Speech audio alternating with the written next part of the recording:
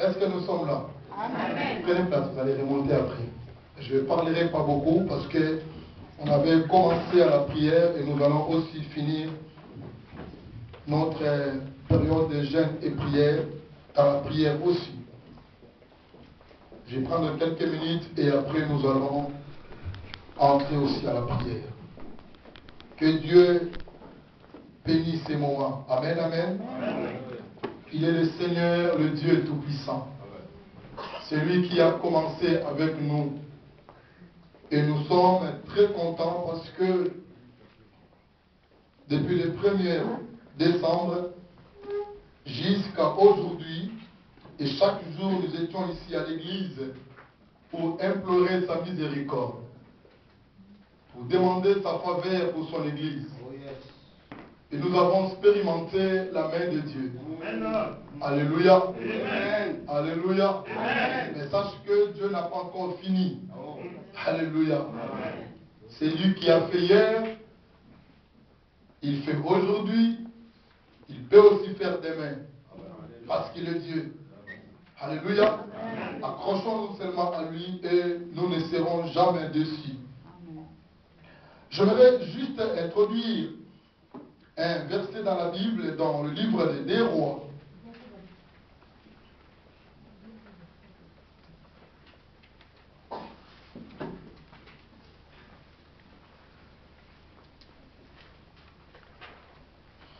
Tout au long de notre période de jeûne et prière, nous avons essayé de parler avec l'Église sur la restauration.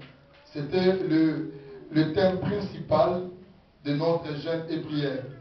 Dieu nous a fait grâce et que nos cœurs étaient déchirés et nous avons vraiment fait un vrai demi-tour sincère auprès de lui et par sa miséricorde, il nous a écoutés, il nous a bénis. Amen. Alléluia. Amen. 2 Rois chapitre 4.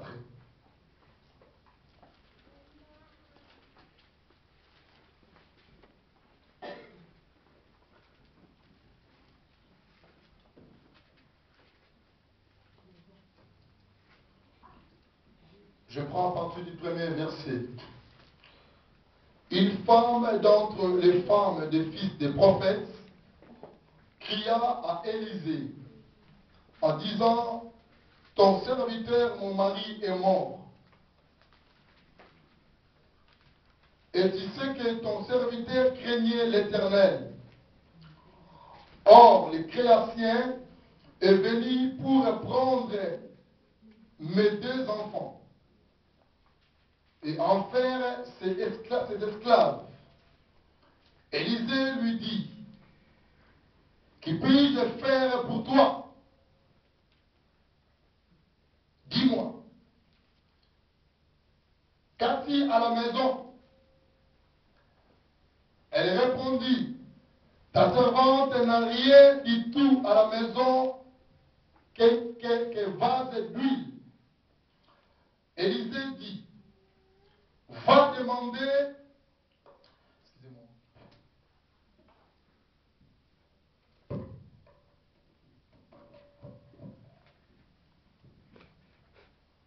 va demander au dehors des vases chez tous tes voisins, des vases vides, et n'en demande pas un petit nombre. Quand tu seras rentré, tu fermeras ta porte sur toi et sur tes enfants. Tu verseras dans tous ces vases et tu mettras de côté tous qui seront pleins. Alors elle les quitta, elle ferma la porte sur elle et sur ses enfants. Il lui présentait les vases et elle versa. Lorsque le vase fut plein, elle dit à son fils: présente-moi encore un vase. Mais il ne lui répondit: il n'y a plus de vase. Et l'huile s'arrêta. Elle alla le rapporter à l'homme de Dieu. Et il dit: va vendre l'huile et paye ta dette et tu vivras, toi et tes fils, de ce qui restera. Amen. Alléluia. Ma pensée, c'est ce matin que le Seigneur m'a déposé, c'est beaucoup plus par rapport à ce que cette femme avait. La Bible parle ici d'une femme dont les femmes des prophètes, des fils des prophètes. Il cria à Élisée. Là déjà on voit que cette femme, elle était déjà on peut dire une fille qui appartenait déjà à l'Éternel. Parce que la Bible parlait, c'est une femme des fils des prophètes. Et son mari aussi, elle travaillait, elle œuvrait pour l'œuvre du Seigneur. Et la Bible dit ici qu'il dit, mon mari, tu sais comment mon mari craignait l'Éternel. Il adresse cette parole pas à Dieu, mais à l'homme de Dieu. Je veux dire qu'à cette époque-là, dans l'Ancien Testament, les prophètes avaient beaucoup de respect. Les prophètes, ils avaient beaucoup de respect. C'est pas comme les temps où nous vivons aujourd'hui. Un roi en Israël, il ne pouvait rien faire sans consulter les prophètes.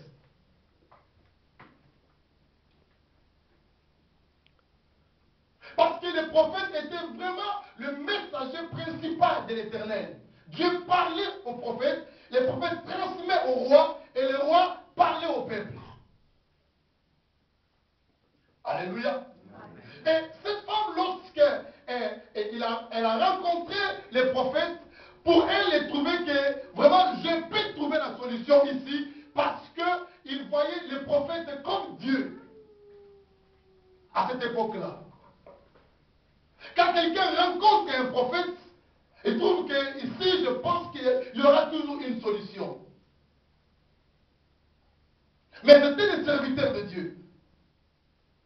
Et la Bible parle ici que son mari avait une dette. Mais il craignait Dieu.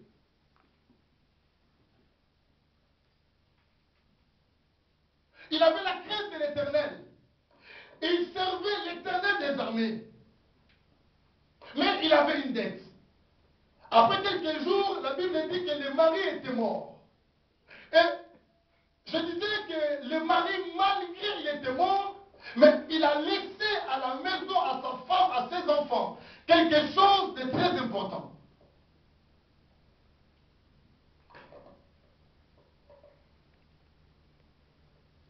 Il a laissé à sa famille une richesse éternelle, si je peux dire comme ça, qui était l'huile. Ce soir, je voudrais dire vraiment à quelqu'un parmi nous ici, qu'est-ce que vous avez dans votre vie? Qu'est-ce que vous avez? Maintenant, la Bible dit, le créateur est venu maintenant, il a trouvé que le mari est mort, la dette n'était pas réglée, il dit que je vais prendre tes deux enfants pour devenir mes esclaves, parce que ton mari me devait l'argent.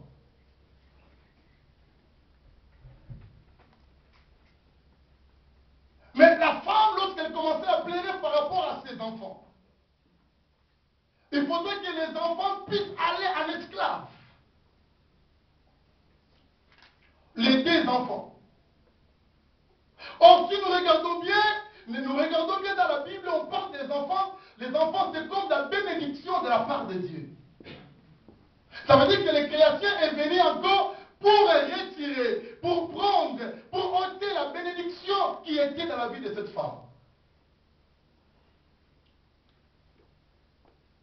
Et la femme, elle a commencé à pleurer. Elle ne savait pas quoi faire. Mais dans ce texte, c'est la chose qui m'a beaucoup aidé, que j'ai beaucoup aimé, parce qu'elle avait quelque chose dans leur maison. Quelque chose qui était très important. Et le roi et le prophète ne pouvaient rien faire sans avoir demandé qu'est-ce que tu as dans ta maison. Qu'est-ce que tu as? Je sais que ton mari craignait l'Éternel. Tu sais comment mon mari craignait l'Éternel, ton Dieu. Or, le Créateur est venu pour prendre mes enfants et à les faire des esclaves. Élisée lui dit, que puis-je faire pour toi? Quelle assurance qui était dans la vie d'Élisée, un homme de Dieu, le successeur d'Élie, un homme puissant, fort en parole, puissant en œuvre. Vous savez ce qu'Élisée a fait? Élisée a fait des grandes choses aussi. Et il a reçu de double portion de son maître Élie. Il séparait les fleuves de Jourdain. Il est ressuscité des morts. Les lépreux étaient purifiés. C'est un homme puissant. Et chers amis, le prophète Élisée, ce n'est pas un homme comme ça, non. Un homme puissant, il était droit à sa parole. Quand il dit des choses, Dieu accomplit cela. Les prophètes, à cette époque-là. Et quand vous rencontrez, quand je dis avec un prophète ou un homme de Dieu, c'est pas comme aujourd'hui, les hommes de Dieu, les gens se moquent des hommes de Dieu.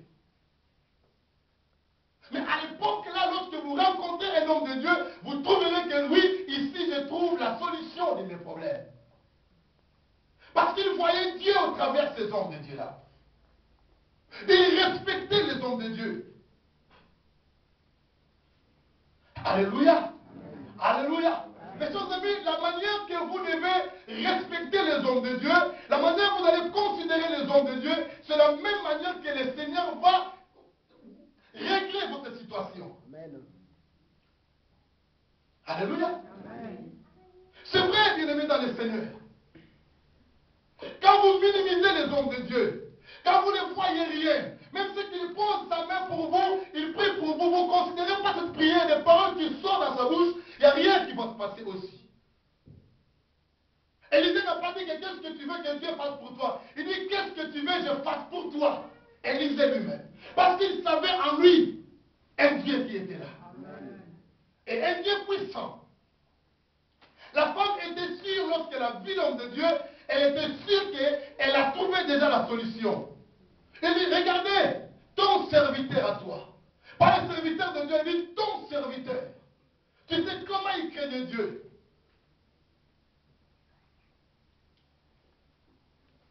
Tu sais comment il craignait Dieu. La première des choses que j'ai trouvé ici, la crainte de l'Éternel. Le serviteur craignait Dieu. Il marchait avec une crainte de l'Éternel. Et lorsqu'il marchait avec crainte, il a laissé quand même des réserves dans son foyer, qui était l'huile. Il n'avait rien. Pas d'argent, rien du tout. Mais ce qu'il a laissé, c'était quelque chose de très important, plus que l'argent, plus que tout. C'était l'huile.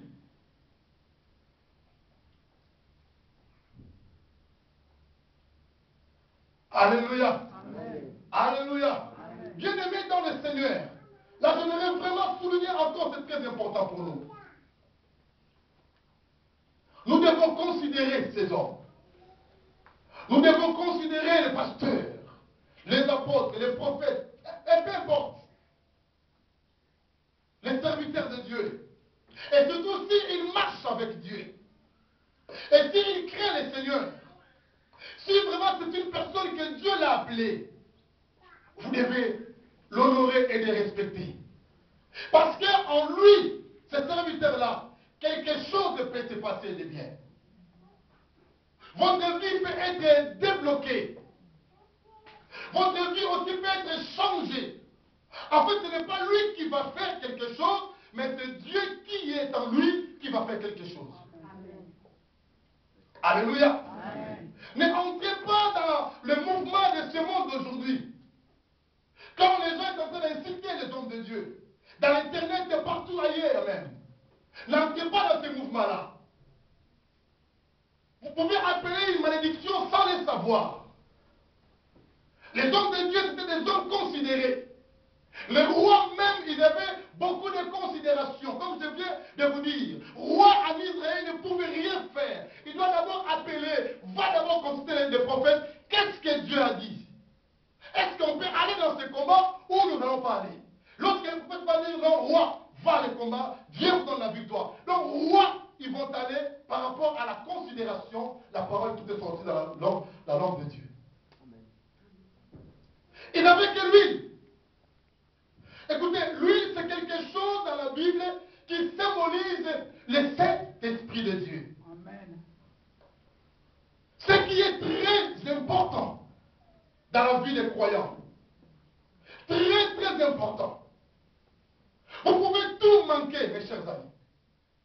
Vous pouvez tout manquer, même l'argent, même tout. Mais si vous avez ne fût qu'une petite huile dans votre maison, vous avez quelque chose. Amen. Alléluia. Amen. Alléluia. Amen. On va prendre le temps de prier, je ne serai pas trop long. Mais j'aimerais dire à chacun de nous ici d'avoir quelque chose dans sa vie. Parce que Dieu va te servir lorsque vous avez quelque chose. L'huile en Israël, c'était vraiment quelque chose où même les prophètes ne manquaient pas. Regardez les bons samaritains. La Bible parle des bons samaritains. Lorsqu'il marchait, la Bible dit dans son sac, il avait l'huile et des bandes.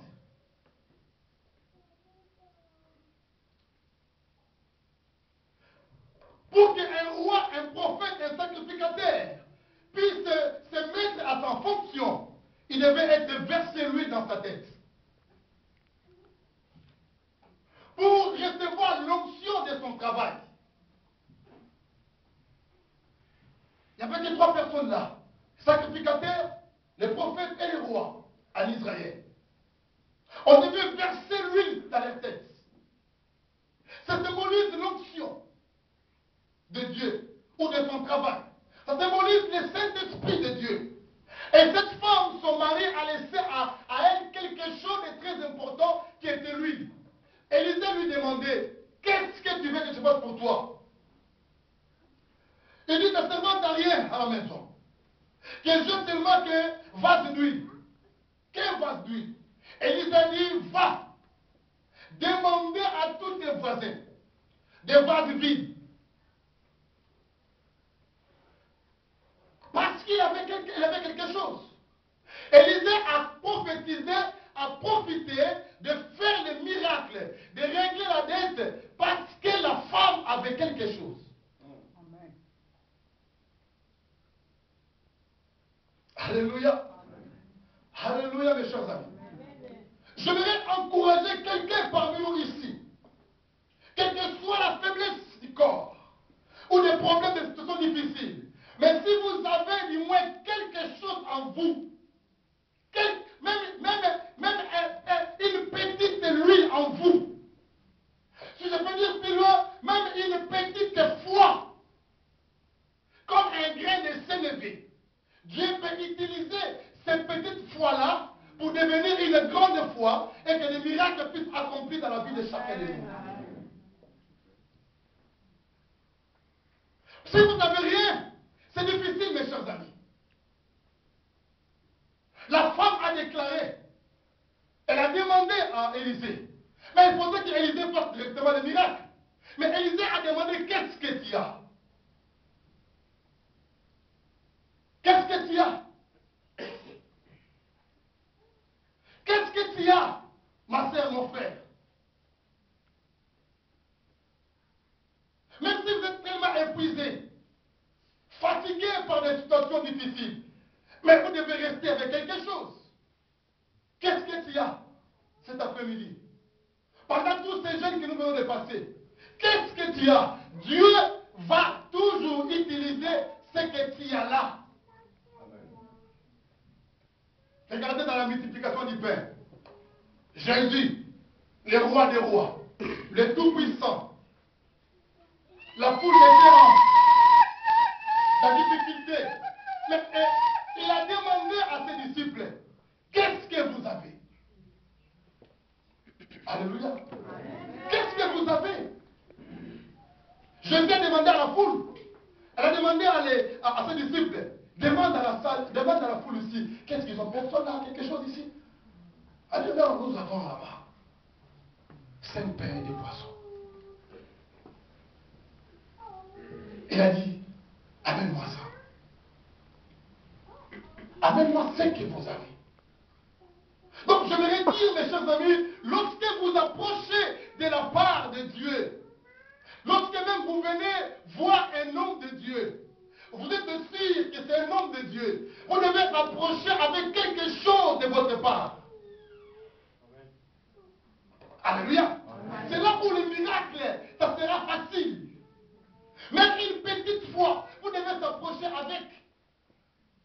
Ne venez pas vide. Non, venez avec quelque chose. Quelque chose. Je ne parle pas de matériel. Je ne parle pas de l'argent, je ne parle pas de toutes ces choses-là. Mais je parle de quelque chose qui est spirituel.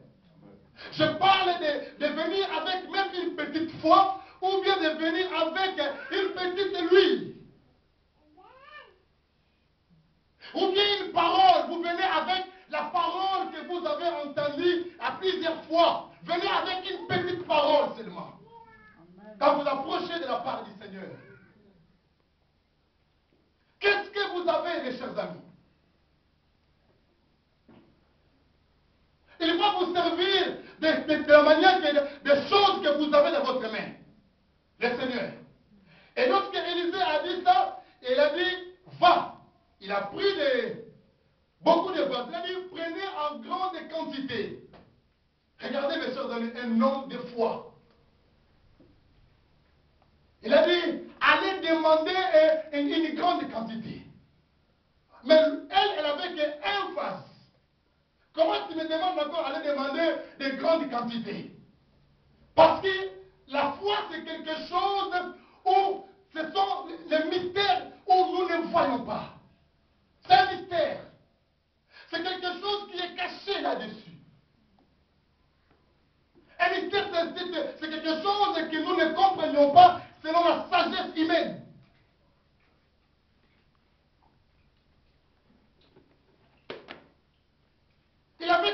Elle avait qu'un seul vase. Et il va demander beaucoup de vases. Et lorsqu'il a commencé à remplir des vases, la Bible dit, l'huile s'est multipliée. Amen. Alléluia. L'huile s'est multipliée. De tel point que tous les vases étaient un peu remplis pleins. Et Élisée demandait encore. La mère demandait encore ses enfants. Allez encore demander d'autres vases. Il dit non, il y en a plus. Et la Bible dit, l'huile comment? S'arrêta. Un homme de la foi, lorsque vous approchez de la part de Dieu, vous devez avoir le fils que même une petite foi. C'est une ferme assurance des choses qu'on espère, une démonstration de celles qu'on ne voit pas. La foi. N'approchez pas à Dieu comme ça. Approchez avec foi, quelles que soient les circonstances, les conditions par lesquelles vous traversez. Quelles que soient. Quand nous approchons de lui, nous ne savons pas comment lui-même va manier sa machine pour faire quelque chose dans notre vie. Nous ne savons pas. Qui peut croire à ça? Un vase peut remplir beaucoup de vases. Qui peut le croire? Qui peut faire des miracles comme ça si ce n'est pas le Dieu des cieux? Élisée était sûr de son Dieu. Écoutez, je vais souligner encore un point là. Vous devez obéir aussi. Ce qui est important. Les paroles qui sortent de la bouche des hommes de Dieu. Si vous avez un problème et vous venez consulter l'homme de Dieu, la parole qui vous déclare, obéissez seulement. Tu n'as pas besoin d'hésiter, de dire, mais pasteur, mais prophète, vous savez que mon médecin il a dit, non. Donc écoutez, l'homme de Dieu, spirituellement, ou bien les choses spirituelles surnaturelles, il est plus que le médecin. Il est plus que tout parce que lui dépend de Dieu. Il dépend de Dieu, le Dieu qui voit dans le secret. Alléluia. Ne mettez pas encore des barrières là. On vous dit, mettez ça à côté. Non mais tu vois, mais tu penses comme ça. Ils m'ont dit comme ça, mon avocat, mon médecin. Non. Les prophètes étaient des hommes respectés. Quand ils disent des choses, vous devez obéir. Et si vous l'obéissez à ça, vous avez la victoire. Alléluia. C'est pourquoi j'aimerais beaucoup insister à ça, mes chers amis. Retournez à faire confiance aussi aux hommes de Dieu.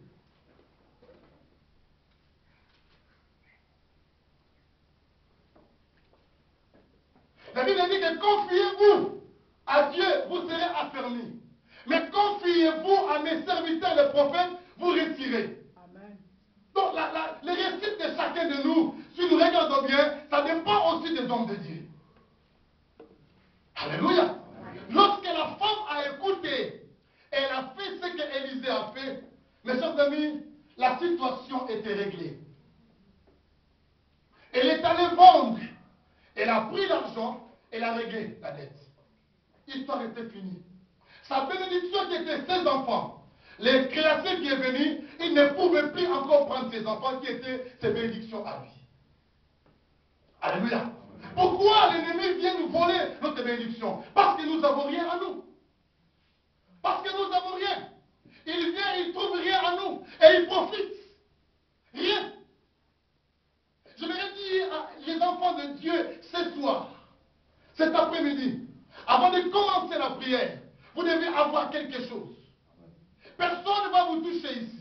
Mais lui-même, le Saint-Esprit de Dieu, va vous toucher là pour que vous soyez remplis de lui, pour que vous ne manquiez absolument de rien.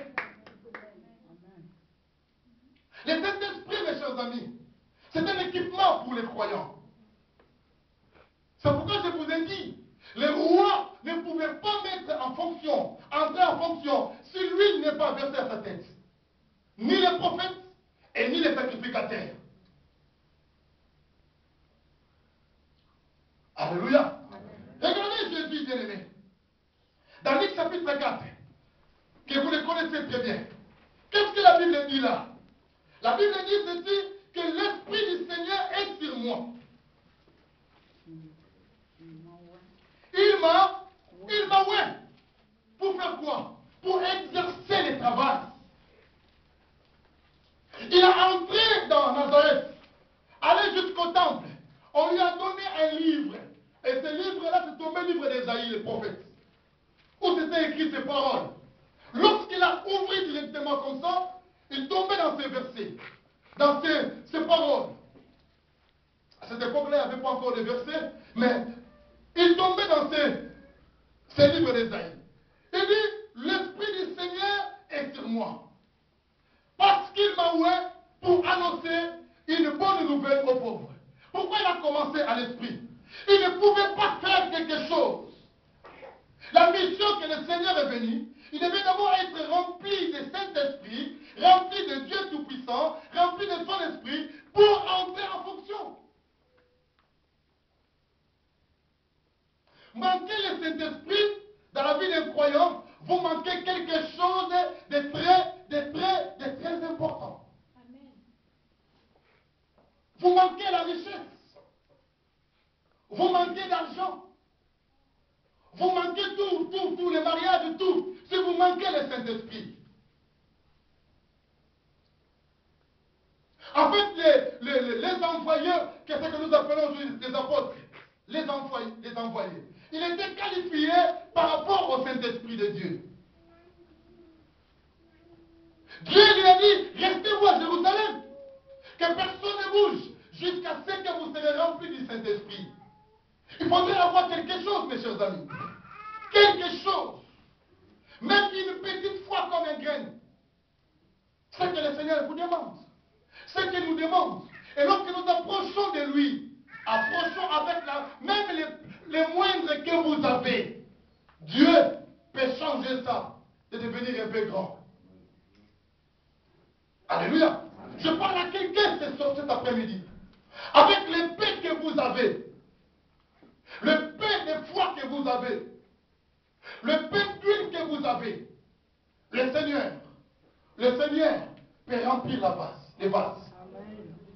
Il peut remplir les vases pour que le vase déborde même. Parce qu'il est Dieu. Le miracle n'est pas difficile à l'Éternel des armées. Le problème, c'est nous. Nous approchons de lui sans rien. Nous approchons de lui avec beaucoup de doutes. Regardez tout au long des 2 semaines que nous avons passées devant la présence de Dieu. Comme je vous ai dit, qu'il y a des choses que vous ne pouvez pas parler ça ici devant. Mais le Seigneur nous a montré beaucoup de choses. Et je suis sûr que vous aussi, Dieu vous a montré beaucoup de choses. Certains, Dieu a montré leur vie. Certains, Dieu a montré comment les degrés de leur combat. Il y a beaucoup de personnes que le Seigneur nous a montré beaucoup de choses. Mais mes chers amis, parce que vous avez quelque chose. Sache qu'on ne combat pas, personne, on ne combat pas un chrétien s'il a rien.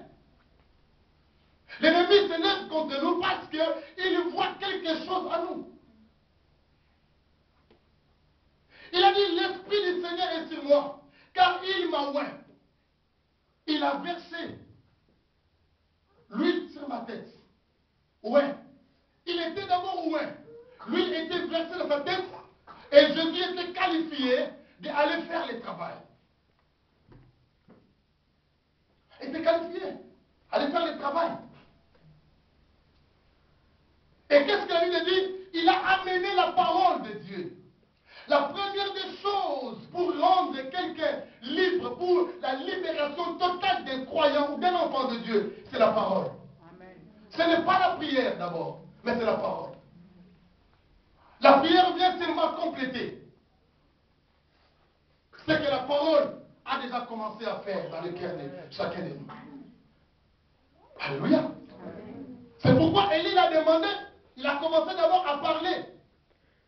Jésus, partout que vous allez voir aussi, avant de faire quelque chose, des fois il a demandé aussi. Il faudrait d'abord qu'il parle.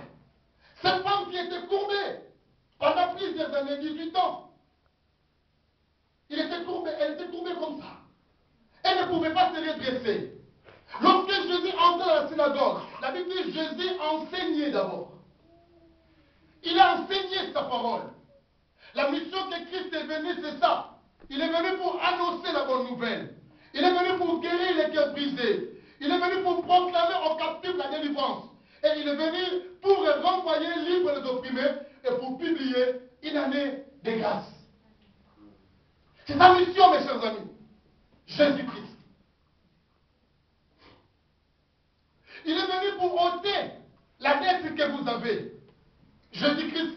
Donc lorsque nous approchons de lui, le Seigneur peut nous remplir de sa présence, de son onction, du Saint-Esprit de Dieu, pour que la dette que nous avons soit réglée. Parce qu'il a monté à la croix pour ça. Ça veut dire qu'il a pris notre place et nous avons pris sa place. Il a payé le prix pour nous. Alléluia. Alléluia. Ce que j'aimerais dire à l'Église aujourd'hui, que nous devons avoir quelque chose à nous. Regardez les 10 vierges.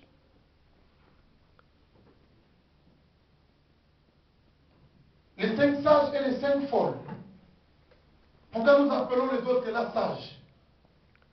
Parce qu'ils ont gardé ce qui était important. Je pense que Matthieu 25. Parce qu'elles ont gardé ce qui était important. Tandis que les autres là, elles ont tout gaspillé. Elles ont tout perdu. Mais les 5 autres, elles ont gardé ce qui était important, qui était l'huile. Et avec cette huile qu'ils ont gardée, c'est ce qui fait qu'elle a donné l'accès de voir l'époux.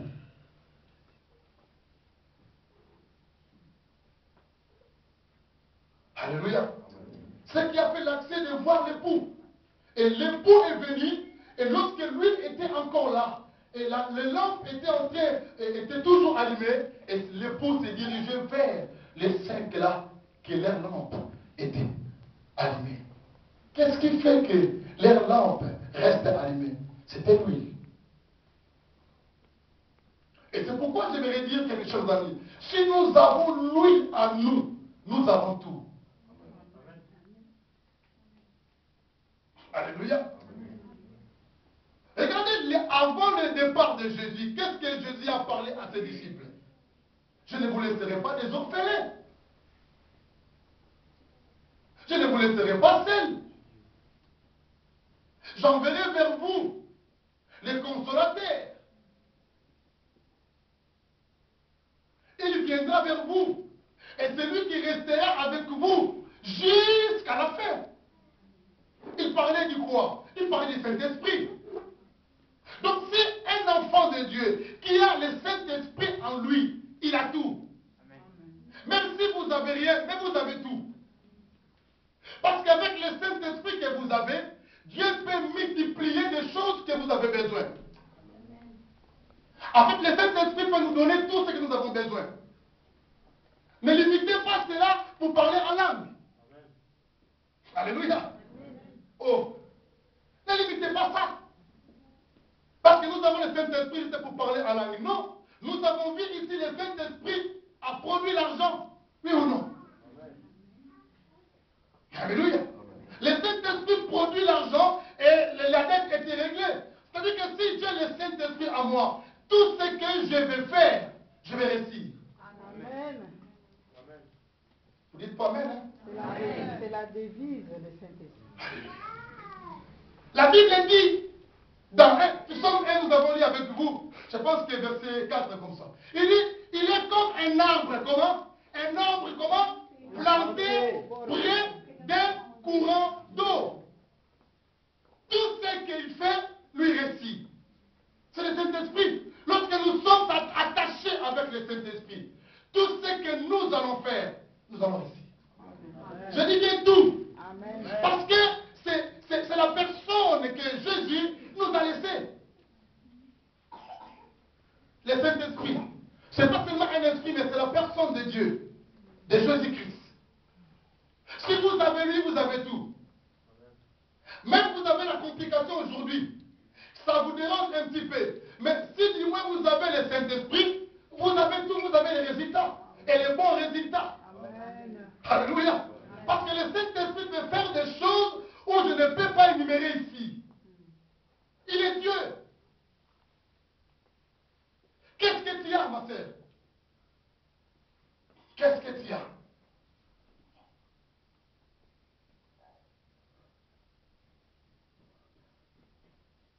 Ta bénédiction ne partira pas.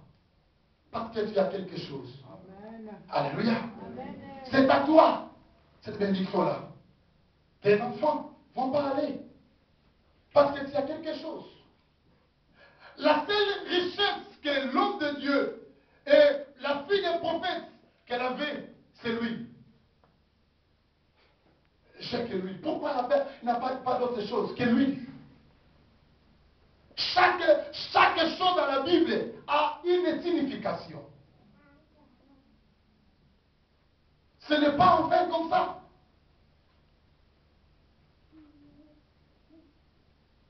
Je vais encourager, je vais finir là. Parce que nous allons prier. Si vous n'avez rien, on va prier pour vous afin d'avoir quelque chose. Mais si vous avez déjà quelque chose, sachez que vous êtes dans la bonne voie. Et c'est tout ce que vous allez faire, vous allez réussir.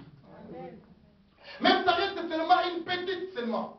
Dans une peau comme ça, une petite huile. Avec la petite là, Dieu peut multiplier cela. Il est le Dieu de multiplication.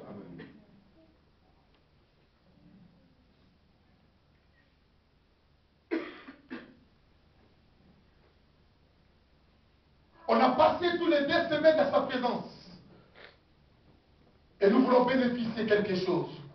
Parce qu'il est Dieu. Qu'est-ce que vous avez? Qu'est-ce que vous avez, mon frère? Je me rappelle encore l'homme de Dieu, Moïse. Il est sorti avec le peuple d'Israël.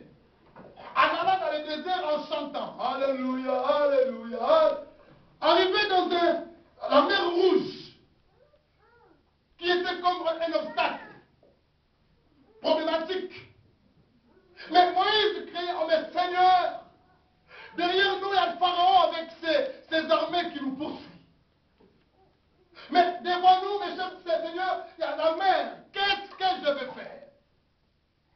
Les enfants d'Israël commençaient à traumatiser Moïse. Crier vers Moïse. Pourquoi tu ne nous as pas laissés là-bas en Égypte? Ah, mais tu nous as menés dans le désert pour nous faire tuer. Pharaon est derrière nous. Le Seigneur dit, Moïse, mon serviteur, qu'est-ce que tu as dans ta main? Alléluia.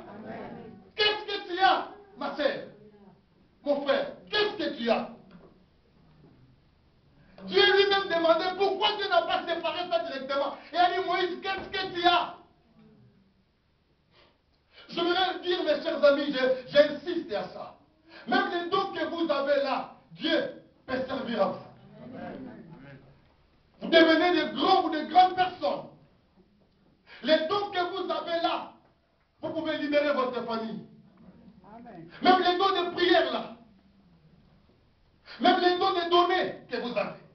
Même les dons de s'aimer dans l'église de Dieu. Quelque chose que vous avez, ce qui est spirituel, ça peut vous servir. Dieu peut servir de ça. Il a dit, qu'est-ce que tu as? Ne négligez pas ce que tu as. Qu'est-ce que tu as? Moi, j'ai dit, mais Seigneur, j'ai un bâton devant moi. Mais frappe! Donc, il ne croyait pas que le bâton qu'il avait, ça peut faire un miracle. Il ne croyait pas. Il dit, qu'est-ce que tu as? J'ai un bâton devant moi, mais frappe. Lorsque Moïse a frappé, pas, vous savez qu'est-ce qui s'est passé. Ce n'est pas Dieu qui a frappé, mais c'est Moïse. Parce que Moïse avait quelque chose. Ne négligez pas de dire que non, ça que c'est le pasteur. Non, la chose que vous avez là, Dieu peut multiplier ça. Amen. Amen. Je vais encourager l'église aujourd'hui. Que chacun de nous sache que vous avez quelque chose en vous. Parce que lorsqu'un enfant de Dieu vient dans le Seigneur, qu'il reçoit Jésus comme Seigneur et Sauveur, et qu'il est baptisé, le Seigneur vient nous donner son Esprit Saint. Et en écoutant la parole, là, la foi augmente. Donc si vous n'avez pas le Saint-Esprit, je pense que vous avez même la foi. Et avec la foi que vous avez là, Dieu peut vous appeler vaillant, héros. Alléluia. Il a rencontré Gédéon. Il a dit, mais Gédéon commençait à se plaindre, le Seigneur, le Madianite nous fait mal. Il nous tue. Il nous fait vraiment, nous sommes là comme des esclaves devant le Madianite. Dieu, quand il a vu Gédéon, il a dit, mais Gédéon, vaillant héros. Oh, comment je suis vaillant héros? Mais je te vois grand. Je te vois un demi-dieu. En fait, le vaillant héros, c'est un demi-dieu. Donc Dieu nous voit de manière que nous sommes de grands. Nous sommes puissants. C'est nous-mêmes, des fois, nous sommes là en train de se diminuer. Parce que nous avons Dieu en nous. Le Dieu qui a créé le ciel et la terre habite en nous. Dans la Bible, il dit ceci, vous ne savez pas que vous êtes des petits dieux. Un petit Dieu, mais ils ne savent pas qu'il est Dieu. Vous ne savez pas? Mes chers amis, ici nous sommes dans un pays un peu tellement très calme. Mais chez nous en Afrique, un enfant de président, quand il passe, hein? Hein? Il sait ce qu'il est. Alléluia. Je voyais même des généraux seulement, un général, quand il passait là, tout le monde vous mettez votre voiture à côté, général seulement. Mais un enfant de président. Mais nous maintenant nous sommes des petits dieux. Petits dieux. Je leur dis, mais Seigneur, vous savez bien que ma famille est la plus pauvre ici à Manassé. Et moi aussi, je suis le cadet de la famille. Qu'est-ce que Dieu a à voir avec les cadets là? Il t'a dit, il t'a choisi depuis que tu étais encore dans le sein de ta mère. Est-ce que les cadets, les cadets ne peuvent rien faire? Il y a des cadets ici, cadettes. Vous avez ça? Gloire à Dieu. Alléluia. Nous, qu'est-ce qu'on dit à Lingala? Moi, mon cœur, ça a dit. Ça veut dire quoi? Un cadet peut jouer tam-tam, les adultes aussi comment? Ça veut dire qu'il peut faire des choses, même tes aînés n'arriveront pas à faire. Si vous avez Dieu en vous. Il a dit, je suis le plus petit de la famille. Dieu dit, va. Qu'est-ce que tu as? J'ai une petite force. Il dit, va avec ce que tu as. Dieu n'a pas posé sa main sur lui. Il a dit seulement, va avec la force que tu as. Et Gédéon, lorsqu'il est parti dans les combats pour combattre les Madianites, La Bible dit, les seigneurs, Gédéon avec tous les Israël, ont remporté la victoire. Pourquoi? Parce qu'il avait Dieu en lui. Amen. Amen. Lèvons-nous, nous allons prier.